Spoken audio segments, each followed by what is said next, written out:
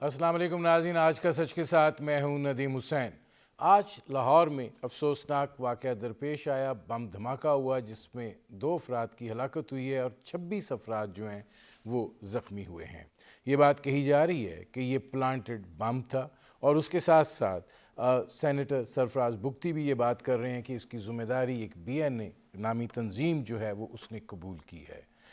पाकिस्तान के अंदर दहशतगर्दी के वाक़यात में तवातुर के साथ इजाफ़ा हो रहा था और जब इस्लामाबाद के अंदर पुलिस एहलकार को कत्ल करने का वाक़या पेश आया जिसमें 2 एहलकार ज़ख्मी भी हुए थे, तो वज़ीर दाखिला शेख रशीद का ये फरमाना था कि दहशतगर्दी का ख़तरा है। उसके बाद न सिर्फ लाहौर बल्कि पंजाब के अंदर भी हाई अलर्ट किया गया।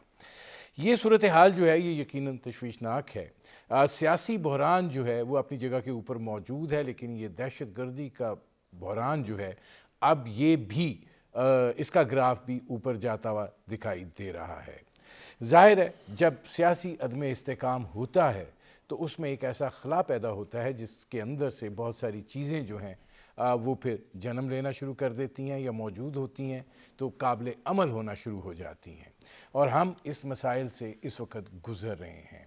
हुकूमत को जो भी दावा करे, अपोजिशन कुछ भी कहे, दिखाई ये देता है कि सब जो हैं वो सिर्फ़ एक तरफ देख रहे हैं और इस उम्मीद और आस पर हैं कि या तो हुकूमत खुद गिर जाए या फिर ऐसे अवामिल पैदा हो जाएं कि उनको वो सहारा और वो सपोर्ट मिल जाए जिसके नतीजे में वो उस हुकूमत को जो है वो गिराने में कामयाब हो सकें।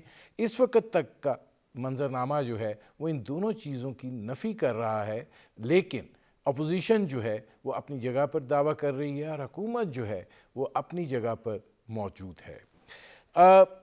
जब आप एक नई बहस का आगाज़ कर देते हैं, चाहे वो एमरजेंसी के हवाले से हो, चाहे वो सदारती निज़ाम के हवाले से हो, तो यकीनन उसके पसे पुष्ट जो है कुछ अवामिल जो हैं वो ज़रूर कार फरमा होते हैं। बाज़ दफ़ा इस तरह की चीज़ें जो हैं वो नब्ज़ पर जांचने के लिए भी होती हैं और फिर ये देखा जाता है कि क्या सूरत हाल जो है वो है और इसका रद्द अमल जो है वो क्या आ सकता है। बुनियादी तौर पर इस वक्त जिस तरह की सियासी सूरत हाल है और हुकूमत जिस फेज़ से गुज़र रही है, वो आज भी कह रहे हैं कि हमारी जो शरह नमू है वो गुज़श्ता 14 साल से सबसे ज़्यादा रही है 2019 और 20 की, और वो 5.37% की वो बात कर रहे हैं। लेकिन हक़ाइक़ जो हैं वो यकीनन मुख्तलिफ़ हैं और मुस्तरब भी हैं, और इस हवाले से फ़िक्रमंदी और तशवीश दोनों पाए जाते हैं। बुनियादी तौर पर ये वो मंजरनामा है जिस पर करेंगे बात। आपका अपने मेहमानों से तारुफ़ करवाते हैं। हमारे साथ मौजूद हैं वसीम सज्जाद साहब, साबिक़ चेयरमैन सेनेट रहे, मुमताज़ माहिर कानून हैं। हमारे साथ मौजूद हैं सेनेटर परवशा खान साहबा, पाकिस्तान पीपल्स पार्टी की रहनुमा हैं, और हमारे साथ मौजूद हैं लेफ्टिनेंट जनरल रिटायर्ड ग़ुलाम मुस्तफ़ा साहब, मुमताज़ तजिया निगार हैं। जन साहब, चूँकि आज की जो सूरत हाल है लाहौर में जो वाक़या दरपेश आया है, माजी के अंदर, बल्कि अब तो माजी कहना गैर मुनासिब होगा, हालिया दिनों में जो दहशतगर्दी के वाक़यात तवातुर के साथ बढ़ना शुरू हुए हैं, क्या लग रहा है अब हमें अंदरूनी सिक्योरिटी का मसला एक दफ़ा फिर सर उठा रहा है? देखिए, दहशतगर्दी के जब हम कह रहे थे ना कमर तोड़ दी है, उस वक्त तक तो ठीक था, लेकिन दहशतगर्दी का खात्मा नहीं हुआ था पाकिस्तान में। जो अथॉरिटीज थी कह रही थी कि भाई खतरात मौजूद हैं और ये जो स्लीपर सेल्स हैं मौजूद हैं और इक्का दुक्का वाक़यात होते रहेंगे। बदकिस्मती ये है कि चूंकि अफगानिस्तान में TTP मौजूद है, अफगानिस्तान में वो तमाम अनासर मौजूद हैं जो पाकिस्तान के खिलाफ काम करते रहे हैं। और ये मत भूलिए कि हम जब बात करते हैं कि अमेरिका की फौज निकल गई, तो अमेरिका की फौज निकली, अमेरिका यहाँ से नहीं निकला। भारत का बारे में हमारी बड़ी खुशफहमी थी कि भारत वहां से निकल जाएगा। भारत ने भी तो काफी सारे गमाश्ते पाल रखे हैं वहां पे, बहुत पैसा लगाया भारत ने भी वहां पे, और भी दूसरे मुल्क हैं, कोई 200 माल भी पाकिस्तान के ऐसे हैं। तो पाकिस्तान को इन खतरात का सामना है, था, अब भी है, और ये विजिलेंट रहना पड़ेगा हुकूमत को, और ये कुछ अर्सा चलेगा ये मामला जो है। जब तक आप देखिए कि कुछ साहिबान की मदद से, कुछ दूसरे नासर की मदद से जो अफगानिस्तान में जो TTP के जो सरकर्दा रहनुमा हैं वो भी निशाना बन रहे हैं, اور امید ہی کرنی چاہیے کہ جیسے ٹی ڈی پی کا گرد گرد زیادہ تنگ ہوگا، وہ یہ پاکستان میں دھماکے تھوڑے بہت ہوں گے، لیکن یہ کہ انشاءاللہ وہ ٹھیک ہو جائے گا۔ جنرل صاحب میں آتا ہوں اس پہ، سینیٹر پرویشا صاحبہ آپ چونکہ این ڈی یو کا اور یہ ساری چیزوں کو بڑے قریب سے دیکھ رہی ہیں، یہ فرمائیے گا کہ جنرل صاحب جو بات کر رہے ہیں، آپ یہ سمجھتی ہیں کہ افغانستان کے اندر جو حالیہ کچھ انسیڈنٹس ہوئے ہیں، جس میں تازہ ترین جو ہے خالد خراسانی کا واقعہ ہوا ہے، یہ اس کا نتیجہ ہے، یا جس طرح سرفراز بگٹی صاحب نے آج یہ عجیب کہا ہے کہ دھماکہ لاہور میں ہوا ہے اور وہ کہہ رہے ہیں کہ یہ بی این اے جو ہے اس نے ذمہ داری قبول کی ہے؟ بہت شکریہ ندیم حسین صاحب۔ بات اصل یہ ہے کہ خوش فہمیوں پر اگر ہم مبنی خواہشات کے تحت کام کرتے رہیں اور ایک اپنے ہی خوابوں کے محل میں رہیں، اس سے جو زمینی حقائق ہیں انہیں کوئی فرق نہیں پڑتا۔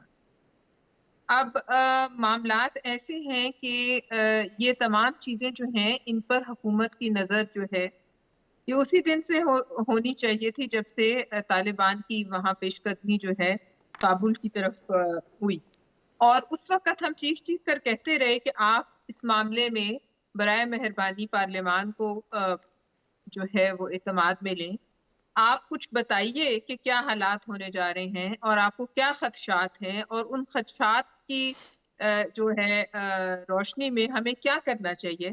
آپ کو پاکستان کے جو پارلیمنٹ ہے اس سے کیا آپ چاہتے ہیں کہ کیا آپ کا ساتھ دیا جائے، کیونکہ نیشنل سیکیورٹی ایک ایسا مسئلہ ہے جس پہ ہمیشہ آپ نے دیکھا ہے، چاہے میاں نواز شریف کی حکومت ہو یا جب ہماری حکومت تھی، تمام پارٹیز اکٹھی بیٹھتی تھی، اور اس کے نتیجے میں آپ نے دیکھا ایک نیشنل ایکشن پلان بھی بنا، ہمارے دور میں بھی کامیاب آپریشنز ہوئے، بہت بڑے تاریخ کا آپریشن، سوات آپریشن ہوا، 40 لاکھ لوگ ادھر سے ادھر ہوئے، بہرحال ہو گیا۔ لیکن سب کچھ کیونکہ میں ڈیفنس کمیٹی کی بھی ممبر ہوں، میں فورن افیئرز کمیٹی کی بھی ممبر ہوں، ہمیں کسی کمیٹی میں کوئی خاطر خواہ کمیٹی کی حد تک بھی کوئی اس قسم کی بریفنگ نہیں دی گئی کہ اصل حالات اور واقعات کیا ہیں۔ پارلیمنٹ میں آنا یا سینٹ میں آنا یا نیشنل اسمبلی میں آنا تو دور کی بات ہے۔ بہرحال وہ جب فتح ہو گیا کابل، تو پھر ہم نے ایک بڑے سبز باغ بنائے کہ ہم اس طریقے سے چلیں گے کہ یہ ہماری ان کے ہونے سے کوئی اسٹیبلٹی آئے گی، اور پھر وہاں سے جو ہے ہمارا کوئی trade route central Asian states کی طرف جائے گا۔ وہ نہ ہو سکا۔ اس کے بعد پھر ایک اور بریفنگ، چونکہ وہ ان کیمرہ تھی میں اس کی تفصیلات نہیں بتا سکتی، مگر یہ جو بات چیت ہو رہی تھی طالبان کے ساتھ صلح صفائی کی، اس پر ایک بریفنگ دی۔ اب یہ میں آپ کو چند ماہ کا احاطہ کر کے بتا رہی ہوں، وہ بھی جو ہے اس میں بھی وزیر اعظم صاحب خود موجود نہیں تھے۔ کسی ایسے نازک موقع پر، چاہے بھارت نے جب میزائل جو ہے وہ لگائے تھے اور ہماری جو شہر ہیں ان کو وہ جو ہے نشانے پر لیا تھا، تب بھی وزیر اعظم صاحب نہیں آئے تھے۔ یہ جب صلح صفائی کی بات ہوئی تحریک طالبان کے ساتھ، اس وقت بھی وزیر اعظم صاحب نہیں آئے، ڈی جی آئی ایس آئی نے ہمیں بریفنگ۔ بہرحال وہ پھر آپ نے دیکھا کہ ایک ماہ بھی نہ چلا، اور ایک ماہ کے بعد حالات یہ ہو گئے کہ یک طرفہ طور پر جو ہے انہوں نے اپنا یہ ختم کر دیا معاہدہ۔ اس کے بعد سے لے کے آج تک آپ دیکھیے تواتر سے واقعات ہو رہے ہیں۔ ٹھیک ہے، مجھے ایک بریک لینا پڑ رہا ہے پرویشا صاحبہ، میں واپس آتا ہوں۔ ناظرین، ہماری گفتگو جاری ہے، ایک مختصر سے کمرشل بریک کا وقت ہوا ہے، ملتے ہیں اس وقفے کے بعد۔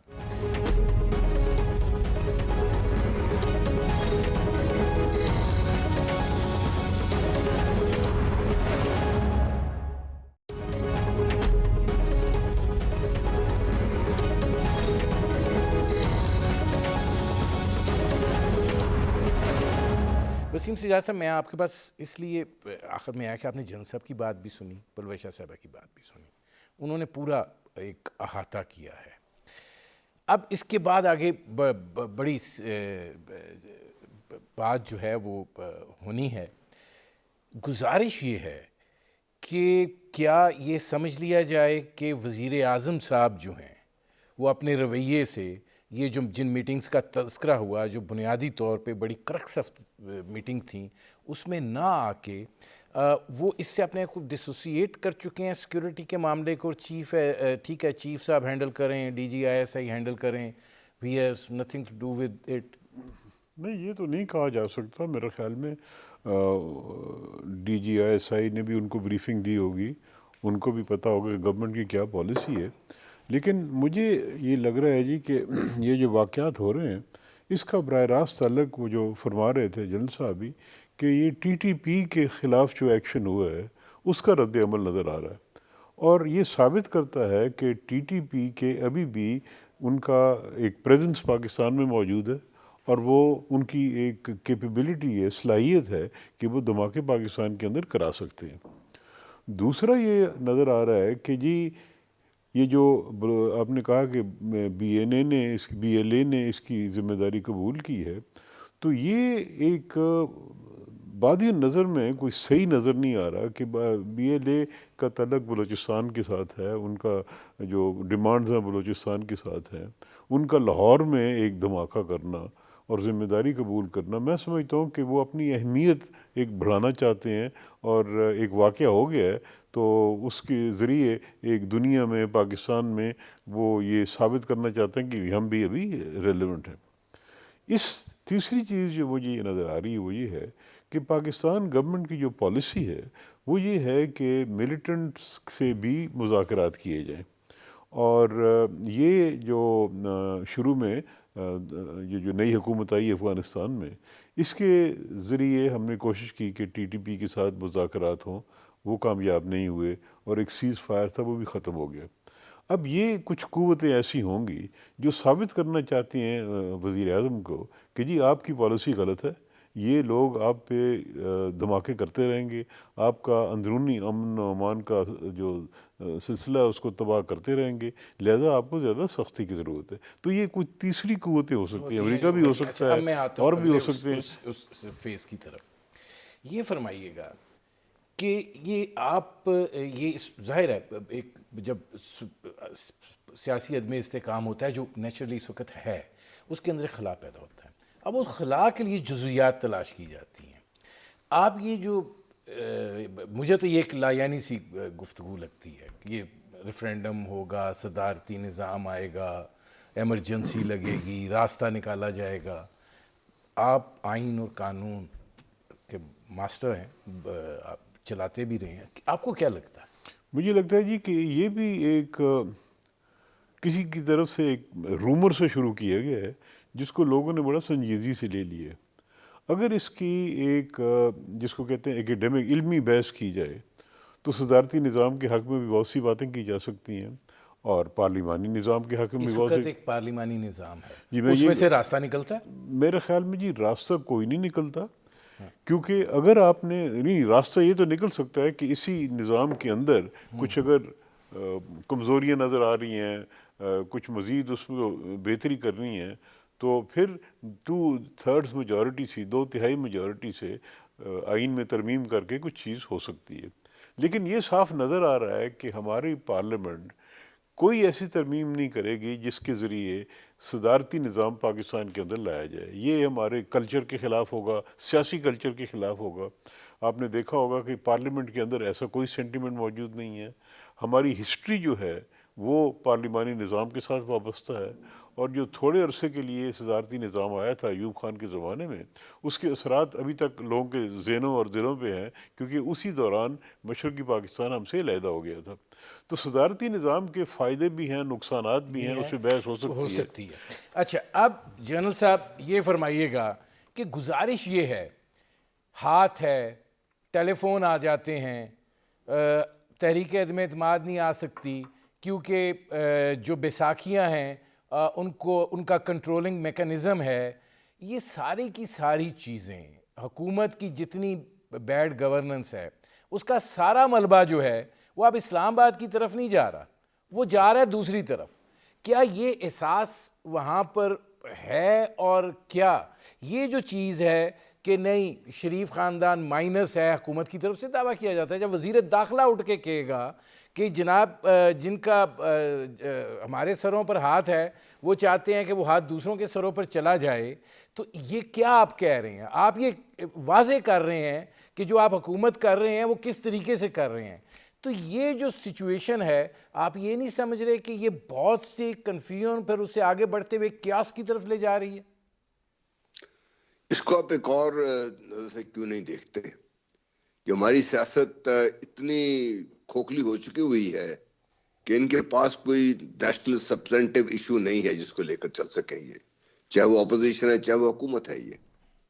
اور آ جا کے چونکہ فوج رسپونڈ نہیں کرتی، نہ کر سکتی ہے، نہ کرتی رہتی ہے، تو ایک پوری تاریخ کا جو آج سے کچھ عرصہ پہلے 30 40 50 سال جو پہلے چیز ہوئی تھی، اور اس کے کچھ اثرات آپ کو نظر آتے ہیں مختلف پارٹیوں میں. آپ کچھ شخصیات بھی نظر آتی ہیں، کچھ پارٹی لیڈر بھی بن کے بیٹھے ہوئے ہیں، تو وہ ایک اس کے گرد رنگ کے ایک تنا بنا بنا جاتا ہے ہمارے ہاں، اور کہا جاتا ہے جی کہ یہ سر پہ میرے ہاتھ ہے، یہ میرے سر پہ ہاتھ نہیں ہے، ان کے سر سے ہاتھ اٹھ جائے گا تمہارے سر پہ ہاتھ آ جائے گا. ایشو ہمارا یہ ہے کہ ہم کیوں ایز اے نیشنل لیڈرشپ جو پالیٹکس کی ہم بات کر رہے ہیں، آپ اپنی نہیں جو جنرل صاحب، نیشنل سوال یہ ہے کہ اسمبلی ٹھیک کی ہے بات اپوزیشن کرتے بات کرے ہیں. ہاتھ آنے کی یا جانے اب کی، میری بات چلو سن کوئی لینا. بات بنتی ہے. جب وزیر داخلہ کہے گا تو اس کا کیا مطلب ہے؟ وزیر داخلہ ہے، وہ ایک دیکھیے قسم کا میں اسی حکومت طرف آ کا رہا ہوں نا. بڑا سٹرونگ پلر اور نمائندگی کر رہا ہے. بالکل میں آپ سے اس طرف کر رہا ہوں نا کہ بھی سیاست کی ہماری بدقسمتی، چاہے وزیر داخلہ صاحب کو لے لیجئے، اپوزیشن کو لے لیجئے، آپ پاکستان کے قوم کے مسائل کیا ہیں؟ کیا وہ کسی کے سر پہ ہاتھ رکھنا یا گھر سے ہاتھ اٹھا دینا مسائل ہے؟ کیا اپوزیشن کو صرف ایک کام ہی رہ گیا ہے کہ وہ ابھی تک آپس میں وہ اتحاد پیدا کر کے گورنمنٹ کو نہیں گرا سکے، تو چونکہ وہ آپس میں اتحاد نہیں کر سکے تو وہ کسی اور کے اوپر شروع ہو جاتے ہیں، اور جو حکومت میں لوگوں کے پاس کوئی جو سبسٹینٹیو اپنے جو گورننس کے ایشوز کا جو جواب نہیں ہے تو اٹھا کے یہ بات شروع کر اجازت دیتی ہے ہے. جنرل صاحب، میں آتا ہوں. اب اس میں پروفیسر صاحب یہ فرمائے گا کہ یہ بات بھی ہے کہ اپوزیشن متحد نہیں ہے، اور حکومت کی طرف سے بہت دفعہ یہ کہا گیا کہ ہم بڑے خوش قسمت ہیں کہ ہمیں ایسی اپوزیشن ملی ہے. آپ مطلب پارلیمان کے اندر سوائے ایک موقع کے اوپر باقی ایک فیلئر نظر آتا ہے کسی بھی حوالے سے. اب آپ یہ کہہ رہے ہیں کہ ہم اسٹریٹ ایجیٹیشن کو اور پارلیمنٹ کو اکٹھا کریں گے. اب آس اور امید جو ہے، اب اس کا محور و مرکز بھی کہیں اور ہے، اپوزیشن کا بھی. تو ایسی صورتحال میں کیسی آپ حکومت گرانے کی بات کر رہے ہیں یا تبدیلی کی بات کر رہے ہیں؟ ندیم حسین صاحب، چاہے اپوزیشن اکٹھی ہو یا نہ ہو، حکومت کا کام تو حکومت کرنا ہے. حکومت کا کام جو ملکی معاملات ہیں انہیں چلانا ہے، اور اگر وہ نہیں چل رہے تو اس کی یہ وجہ تو نہیں ہے کہ اپوزیشن اکٹھی نہیں ہے. اس کی وجہ ان کی اپنی نااہلی اور کم فہمی ہے. اب آپ جو یہ وزیر داخلہ صاحب کی بات کریں، مجھے یہ بتا دیں کہ وزیر داخلہ کا کیا کام ہے کہ وہ ان معاملات میں کسی کا جو ہے کارندہ بن کے جو ہے روز ایک نیا بیان داغ دیں. ان کا کیا یہ کام نہیں ہے کہ یہ جو کچھ ہو رہا ہے ملک میں، اسلام آباد میں ابھی یہ جو میں آپ سے بات کری تھی اس وقت میں بات پوری نہیں کر سکی، روزانہ کی بنیاد پر جو یہ واقعات ہو رہے تھے آپ اور ہم دیکھ رہے تھے، کبھی کہیں سیکورٹی فورسز کو نشانہ بنایا جا رہا تھا اور ذمہ داری قبول کی جا رہی تھی.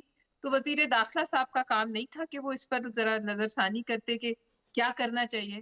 اسلام آباد میں ہارٹ آف دا کیپٹل میں پولیس کی جو وہاں پکٹ تھی اس پہ حملہ ہوا، ذمہ داری قبول کی گئی، اس کے بعد یہ پھر ہاتھ سر پہ ہے، ہاتھ پاؤں پہ ہے. مطلب یہ کس قسم کے لوگ ہیں کہ جنہیں جس کام کے لیے رکھا گیا وہ نہیں کریں گے، اس کے علاوہ ہر کام میں ہی جو ہے یہ ہاتھ ڈالیں گے. کیا یہ وزیر داخلہ کا کام ہے؟ اس حکومت میں کیا کوئی وزیر دفاع نہیں ہے؟ یا اگر کوئی بات فوج کو کرنی ہے، ان کا اپنا ایک میکینزم ہے، ان کے ڈی جی ISPR ہے. کچھ دن پہلے وہ یہ کہہ رہے تھے کہ ہمیں آپ برائے مہربانی اس معاملے میں نہ گھسیٹیں. کچھ دن بعد آپ دیکھتے ہیں کہ ان کی جو وزراء ہیں وہ کہتے ہیں کہ فرنٹ رو کے پتہ نہیں کتنے لوگ کس سے مل کے آئے. پھر آپ دیکھتے ہیں وزیر داخلہ یہ بات کرتا ہے. تو یہ بتا دیجئے کہ اس وقت NRK کون پھیلا، اور یہ NRK آپ کو کتنی مہنگی ثابت ہو رہی ہے؟ آج آپ نے لاہور میں دیکھا. اور اگر سرفراز بگٹی جو کہہ رہے ہیں وہ صحیح کہہ رہے ہیں تو آپ دیکھ لیجئے کہ کتنی تشویشناک بات ہے کہ جو کام بلوچستان تک کی حد تک محدود تھا اب وہ لاہور میں ہارٹ آف دا کیپٹل میں پروونشل کیپٹل میں بھی ہو رہا ہے. تو کون سی وہ جگہ ہے پاکستان کی جو ان سے محفوظ ہے؟ لہٰذا یہ بتائیے ان حالات میں کیا شیخ رشید صاحب کسی چیز کے ذمہ دار نہیں؟ جب وہ وزیر ریلوے تھے تو 100 کے قریب لوگ جل کے جو ہے وہ ہلاک ہو گئے ان کے ایک حادثے میں. اس کے بعد پہ در پہ ہر چیز کا الزام پچھلی حکومتوں پہ، لیکن خود اپنی کرسی سے ابھی بھی چمٹے رہنا ہے. اب بات یہ ہے کہ یہ ایک واقعی یہ حقیقت ہے کہ اتحاد نہ پیدا ہو سکا. اگر اتحاد پیدا ہو جاتا تو شاید معاملات آج جو ایسے ہیں نہ وہ ہو. بدل جاتے. پروفیسر صاحب مجھے ایک بریک لینا پڑ رہا ہے. ناظرین ہماری گفتگو جاری ہے، ایک مختصر سے کمرشل بریک کا وقت ہوا ہے. ملتے ہیں اس وقفے کے بعد.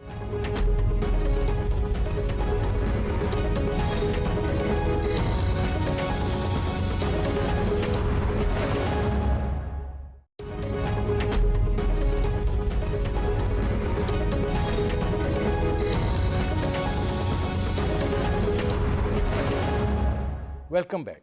اب وسیم سجاد صاحب یہ فرمائیے گا کہ آپ اس ساری صورتحال کو ایک ٹیسٹر دیکھ رہے ہیں صدارتی نظام کے حوالے سے، ایمرجنسی کے حوالے سے.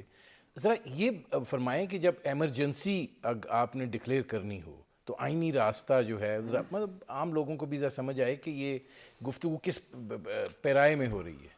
دیکھیں جی، ایمرجنسی جو ہے وہ تو آئین کے اندر لکھا ہوا ہے کہ کچھ حالات میں ایمرجنسی نافذ کی جا سکتی ہے، اور اس ایمرجنسی میں فیڈرل گورنمنٹ کو خصوصی اختیارات مل جاتے ہیں، پارلیمنٹ کو اختیارات مل جاتے ہیں. مثلاً اکنامک ایمرجنسی ہو سکتی ہے کہ پاکستان کی معیشت نہیں، ہم نے بھارت کے اندر اندرا گاندھی کی ایمرجنسی اس کے زمانے میں 2.5 لگائی سال گئی بھی تھی. دیکھیں. ایمرجنسی کے اندر فنڈامنٹل رائٹس جس کو ہم کہتے ہیں وہ سسپینڈ ہو سکتے ہیں، تو ایمرجنسی لگائی جا سکتی ہے. اور لیکن اس میں سے ریفرینڈم نکالا جا سکتا نہیں جی، ریفرینڈم تو ویسی ضرورت ہے نا جی، وہ آئین کے اندر لکھا ہوا ہے کہ ریفرینڈم ہو سکتا ہے. لیکن ریفرینڈم جو ہے وہ ہو سکتا ہے کہ اب عوام کی رائے لینی ہو کسی خاص جو سامنے آئے، کوئی مسئلہ سامنے آئے اور عوام کی رائے لینی ہو تو ریفرینڈم کی بھی اجازت ہے آئین کے تحت. لیکن وہ اختیار وزیر اعظم کا ہوتا ہے، اور وزیر اعظم جو ہیں وہ ریفرینڈم کرا سکتے ہیں، پارلیمنٹ کو اختیار ہے. لیکن ریفرینڈم کے ذریعے یہ نہیں ہو سکتا کہ آپ آئین بدل دیں. آئین بدلنے کا واحد طریقہ یہی ہے کہ آپ اس کی 2/3 اکثریت سے نیشنل اسمبلی میں اور پھر سینٹ میں وہ بل پاس کرائیں، اس کے لیے امینڈمنٹ ہوتی ہے. تو یہ جو اس وقت رومرز چل رہے ہیں، میرے خیال میں یہ جو ایک اوور آل پکچر بن رہی ہے کہ پاکستان کے اندر ایک تو اپوزیشن اور گورنمنٹ کی تناؤ ہے آپس میں، اور ہر قسم کے رومرز وغیرہ پھیلائے جا رہے ہیں. مجھے لگتا ہے کہ جو تیسری قوتیں ہیں جو پاکستان میں اسٹیبلٹی نہیں دیکھنے چاہتی، انڈیا بھی ہو سکتا ہے، امریکہ بھی اس میں ہو سکتا ہے، وہ ایسے رومرز پھیلا رہے ہیں کہ یہاں پہ انسٹیبل رہے اور کوئی چیز سیٹل نہ کرنے پڑے. تو ایسے عنصر پاکستان کے اندر موجود ہیں جو باہر سے انسٹرکشنز لے کے یا باہر سے ان کو ہدایات جو دی جاتی ہیں اس کے تحت یہاں پہ نہیں. وہ یہ کہتے ہیں کہ عمران خان صاحب بہت جزبز ہیں کہ وہ اپوزیشن کوئی کام نہیں کرنے دیتی، میرا احتساب کا عمل آہستہ ہے، وہ قانون سازی کرنا چاہتے ہیں وہ نہیں ہو رہی، وہ جو ان کے ٹارگٹ پہ لوگ ہیں ان کو معاملات بڑھانا چاہتے ہیں، نہیں بڑھ رہے ہیں. دیکھیں جی، یقیناً یہ ہوتا ہے کہ بھئی اگر نہیں ہو رہا ہے تو اپوزیشن کا تو کام یہی ہوگا کہ وہ رکاوٹ ڈالے، حکومت کے راستے میں مشکلات پیدا کرے، یہ اپوزیشن کا کام ہے. تو لہٰذا حکومت کو چاہیے کہ اگر وہ اپنے ایجنڈے پہ کام کرنا چاہتے ہیں تو ان کو اپوزیشن کے ساتھ کوئی نہ کوئی رابطہ رکھنا پڑے گا، کوئی ان کے ساتھ کمپرومائزز کرنے پڑیں گے. یہ پارلیمانی جو سسٹم ہے اس میں ہوتا ہے یہ، اور ماضی میں بھی ہوا ہے. اور چونکہ عمران خان صاحب کی اکثریت نہیں ہے اور ان کو اپنے اتحادیوں کو بھی ساتھ لے کے چلنا پڑے گا، اور اگر آئین میں ترمیم کرنی ہے تو اپوزیشن کو بھی ساتھ لے کر چلنا پڑے گا. لہٰذا یہ نہیں ہو سکتا کہ ایک طرف آپ بالکل ایک سٹانس یہ رکھیں کہ ہم نے ان کے ساتھ بات بھی نہیں کرنی اور وہ ان کے ساتھ بالکل کوئی رابطہ نہیں رکھنا. اب اور اس میں ایک ساتھ ہی سوال ہے، میں ذرا جن صاحب سے پوچھنا چاہتا ہوں. جن صاحب، یہ جو منی بل آیا، اسٹیٹ بینک کی خود مختاری کا بل آیا، یہ منظور ہوا، کہا یہ گیا کہ مطلب کاف لیگ اور ایم کیو ایم جو ہے ان کو وہ بڑے معترض تھے، اور ظاہر ہے کہ جس طرز کی مہنگائی ہے جو پولیٹیکل لیڈرشپ ہوتی ہے وہ اپنی کانسٹیٹوئنسی دیکھ رہی ہوتی ہے، اور یہ کہا گیا کہ ٹیلی فون آ گئے اور اس کے نتیجے میں وہ اتحادی بھی جو تھے وہ اس طرف چلے گئے. تو کیا پھر یہ سمجھا جائے کہ یہ بل جو منظور ہوئے ہیں اس کی کمپوزٹ رسپانسبلٹی قبول کی گئی ہے؟ استغفر اللہ یار. نہیں ندیم، آپ جس طرح ابھی بات کرتے ہیں محترم سے، سجاد صاحب یہ بات ہے کہ ہم ہر چیز کو ان کے اوپر ڈال دیں گے، یہ فوج نے کر دیا، یہ فوج نے وہ کر نہیں دیا. میں یہ نہیں ڈال رہا آپ یہ سر، کیوں وہ نہیں شاہد سوچتے؟ خاقان نہیں، عباسی میں سے آپ لے کے سب کہہ رہے ہیں، ٹیلی فون آ جاتے ہیں. دیکھیے یار، آپ شاہد خاقان عباسی صاحب کی بات آپ سن رہے ہیں، فور گاڈ سیک. اب ہر ان کی بات سن کے اب چل پڑیں گے ان کو. دیکھیے بات یہ ہے کہ وہ یہ کیوں تسلیم نہیں کرتے. میری بات کڑوی لگے بہت سے ہمارے پارلیمنٹرینز کو کہ ہمارے پارلیمنٹرینز یا جو ہمارے اس قسم کی جو پارلیمنٹری سسٹم آف گورننس کی جو بہت ساری خوبیاں ہیں، ان کی خوبی یہ بھی ہے کہ اتحادی جماعتیں ایک ایک ممبر والی جو وہ گورنمنٹ کو بلیک میل کر سکتی، جب بھی چاہیں بلیک میل ہوتی ہے گورنمنٹ. ان کی جو رکاوٹ پوری ہو جاتی ہے، بعد میں بیان آ جاتا ہے، چاہے وہ کاف لیگ ہو چاہے وہ دوسری لیگ ہو، نہیں جی وہ ہم نے تو جو معاملات سے چل رہے ہیں، ہم بہتر قومی مفاد کی خاطر ہم یہ کرنے کو تیار ہیں. ٹیلی فون کرنے کی ضرورت نہیں ہوتی بھائی. حکومت کے پاس اتنے ریسورسز حکومت وقت کے پاس ہوتے ہیں، اتنا پیسہ ہوتا ہے، اتنا پیسہ ایکسچینج ہوتا ہے. مختلف اس کا یہ رشوت اس کو نہیں کہا جاتا، لیکن مختلف طریقوں سے اس قسم کے مراعات دی جاتی ہیں کہ وہ مجبور ہو جاتے ہیں کہ ہمیں ٹیلی فون آ گیا تھا. ٹیلی فون کہاں سے آ گیا تھا؟ وہ کیوں کریں گے ٹیلی فون؟ وہ کیا مسئلہ ہے ان کو، یہ بتائیے آپ مجھے. ان کو پرابلم کیا ہے اس چیز کو؟ منی بل ہے، حکومت نے پاس کروانا ہے، حکومت نہیں پاس کروائے گی گر جائے گی حکومت. ٹھیک ہے. اگر حکومت اچھا کو اب جو پلویشا صاحبہ میرے پاس 1.5 منٹ ہے، یہ فرمائیے کہ پولیٹیکلی یہ جو بحث ہے آپ اس کو لا یعنی سمجھتی ہیں، یہ جو صدارتی نظام کے حوالے سے یا ایمرجنسی کے حوالے سے، یہ آپ یہ سمجھتی ہیں کہ نہیں یہ ایک طرح کا جانچ کرنے کی کوشش کی جا رہی ہے کہ رد عمل کیا ہوگا؟ ویسے لا یعنی اس ملک میں کچھ ہوتا نہیں ہے. ہو سکتا ہے یہ کوئی فیلر پھینکا جا رہا ہو، لیکن جیسے آپ وسیم سجاد صاحب نے کہا یہ کچھ ممکن نظر نہیں آتا. لیکن آپ یہ ضرور نوٹ کریں کہ اس تمام چیز میں جو ایک مری کا واقعہ ہوا اور اس کے بعد یہ بحث چھیڑ دی گئی، اس میں فورن فنڈنگ کیس جو ہے وہ کہیں دب کے رہ گیا. اس پر جو ایک زور و شور سے بحث ہو رہی تھی، وہ بحث جو ہے وہ ختم ہو گئی اور حکومت کو اس میں ایک بریدر مل گیا، پھر منی بل آ گیا.